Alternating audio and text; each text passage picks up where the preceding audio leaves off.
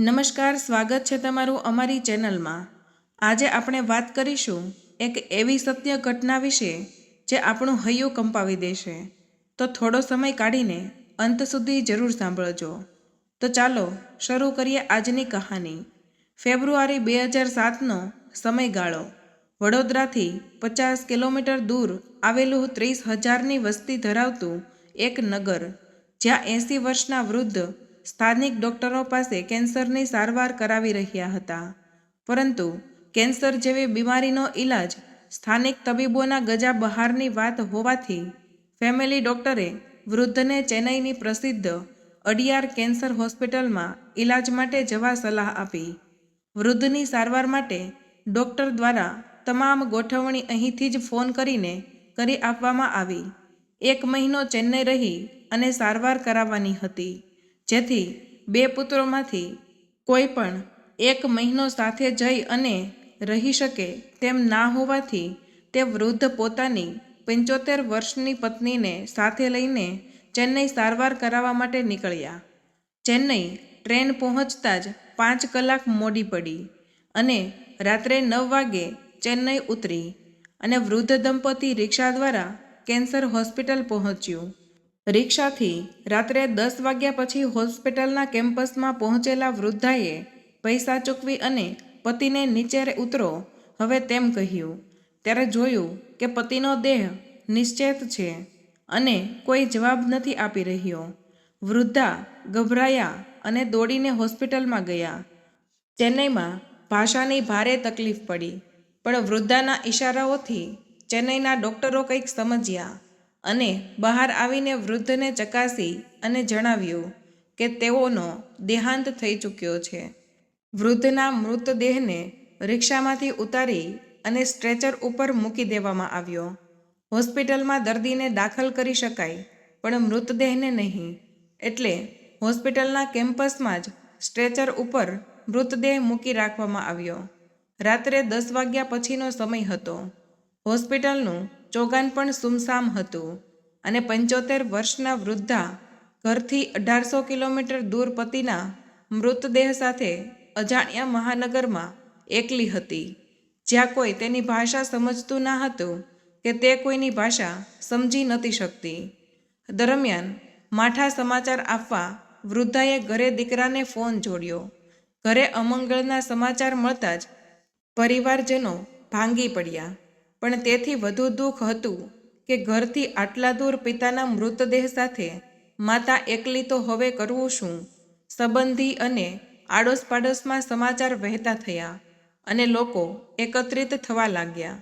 તપાસ કરી, પણ ટ્રેન કે વિમાન બંને દ્વારા ચેન્નઈ 24 કલાક પહેલાં પહોંચવું કે ત્યાંથી મૃતદેહ પણ અહીં લાવવો, બંનેમાંથી કાંઈ જ કોઈ પણ રીતે શક્ય ન હતું। છેવટે ભીડમાં મોજૂદ આઢેર વયના અશોકભાઈએ પોતાની રીતે પ્રયત્નો શરૂ કર્યા। તેઓ વડોદરાની MS યુનિવર્સિટીમાં ભણતા હતા, ત્યારે 30 વર્ષ અગાઉ તેઓના ગ્રુપમાં વંદના નામની છોકરી હતી। તેના લગ્ન ચેન્નઈમાં થયા હતા અને ત્યારે તેના લગ્નમાં ગયા હતા અને જાન ચેન્નઈ થઈને આવી હતી, તેમ યાદ આવતા જ અશોકભાઈએ પોતાના મિત્ર વર્તુળમાં રાત્રે 11 વાગ્યે ફોન ઘુમાવવાના શરૂ કર્યા। લગ્ન બાદ વંદના સાથે કોઈ સંપર્ક ન હતો, છતાં 5-6 મિત્રોનો સંપર્ક કર્યા બાદ વંદનાના વડોદરા ખાતેના પિયરનો લેન્ડલાઇન નંબર મેળવી શકાયો, જે પ્રક્રિયા દરમિયાન રાતના 1 વાગી ગયો હતો। પરિવારના સભ્યો સતત ચેન્નઈમાં પોતાની માતાના સંપર્કમાં હતા, પરંતુ ઉપર કોલથી ફોન ચાલુ રહેવાના કારણે ચેન્નઈમાં વૃદ્ધાની મોબાઈલની બેટરી પણ ઉતરી ગઈ હતી। સંપર્ક તૂટી ગયો। અશોકભાઈએ રાત્રે 1 બાદ વંદનાના વડોદરા ખાતે પિયરના ઘરે ફોન કરી અને પ્રયત્ન કરવાનું ઠીક માન્યું। રાત્રે રિંગ વાગી તો કોઈક કિશોરીએ ફોન ઉપાડ્યો અને અશોકભાઈએ વંદના વિશે પૂછતા કિશોરીએ જણાવ્યું કે તે મારા ફોઈ છે અને ચેન્નઈમાં જ રહે છે અને તેઓની દીકરીનું પરમ દિવસે લગ્ન છે, એટલે મારા પરિવારના તમામ સભ્યો ચેન્નઈ ગયા છે। મારે માર્ચમાં બોર્ડની પરીક્ષા છે, એટલે હું નથી ગઈ અને મારા બા અને હું અહીંયા જ છીએ. અશોકભાઈએ વંદનાનો ચેન્નઈનો નંબર માંગતા મળી ગયો અને રાત્રે 1:30 વાગ્યા હતા અને ત્યારે એ અરસામાં ખચકાતા અશોકભાઈએ વંદનાના મોબાઈલ પર ફોન કર્યો. બીજા દિવસે વંદનાની દીકરીનું લગ્ન હતું, જેથી શું વાત કરવી અને કઈ રીતે તે માટે અશોકભાઈ અવઢવમાં હતા. ત્યારે વંદનાના પતિએ ફોન ઉપાડ્યો. અશોકભાઈએ પોતાનો પરિચય આપી વંદના સાથે વાત કરાવવા કહ્યું. વંદનાને પતિએ ફોન આપ્યો તો અશોકભાઈએ સમગ્ર બાબત જણાવી દીધી. તારી દીકરીનું લગ્ન છે તેવા સમયે 30 વર્ષ પછી જિંદગીમાં પહેલી વાર તને ફોન કરું છું, પરંતુ આવી મજબૂરી છે, તારાથી થાય તો મદદ કર. બોલતા અશોકભાઈનું ગળું ભરાઈ આવ્યું. વંદનાએ નામ અને સરનામું લખી લીધું અને બંને તે મદદ કરવાની ખાતરી આપી. 30 કલાક બાદ જેના ઘરના આંગણામાં દીકરીને પરણવા જાન આવવાની હતી તે વંદના તેના પતિને લઈ અને રાત્રે 2:30 વાગ્યે ચેન્નઈની કેન્સર હોસ્પિટલમાં પહોંચી અને વૃદ્ધાને મળી. અજાણ્યા પ્રદેશમાં કોઈ ગુજરાતી માણસ શોધતો આવીને મળતા જ 10 વાગ્યાના પતિની લાશ સાથે મૂર્તિવંત બનીને બેસેલી વૃદ્ધા દિલ ખોલી અને વંદનાના ખભા ઉપર માથું મૂકીને રડી પડી.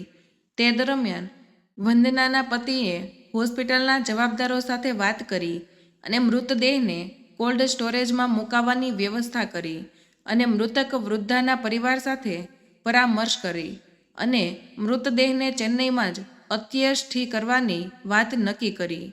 વંદનાને વૃદ્ધા સાથે છોડી અને તેનો પતિ અંતિમ ક્રિયાની તૈયારી કરવા ગયો. સવારે 7 વાગે હોસ્પિટલના યોગાનમાં એક કરી અને માણસો ભેગા થવા લાગ્યા. 8 વાગ્યાની આસપાસ 400 ગુજરાતીઓ હોસ્પિટલના ચોગાનમાં ભેગા થઈ ગયા અને વંદનાનો પતિ અંતિમ સમાન લઈ અને આવ્યો.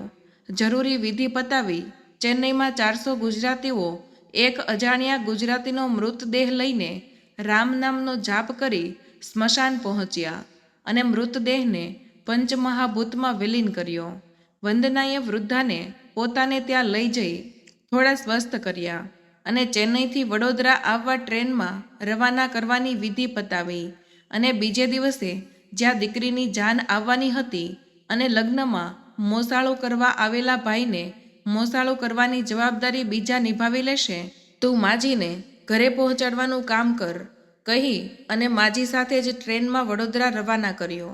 વંદનાના ઘરે લગ્ન પતી ગયાના 2 સપ્તાહ બાદ પોતાનું પિયર અને સગા સંબંધીઓને ત્યાં દીકરી જમાઈને લઈને આવી.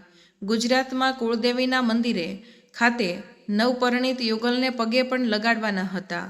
ત્યારે વંદના ચેન્નઈથી અસ્થિ કળશ અને મૃત્યુનું પ્રમાણપત્ર પણ સાથે લઈને આવવાનું ભૂલી નહીં. જેના હૃદયમાં ઈશ્વર છે તેને કોઈ સૂતક નડતું નથી. એટલે જ કહેવાય છે કે જ્યાં વસે ગુજરાતી ત્યાં સદાકાળ ગુજરાત.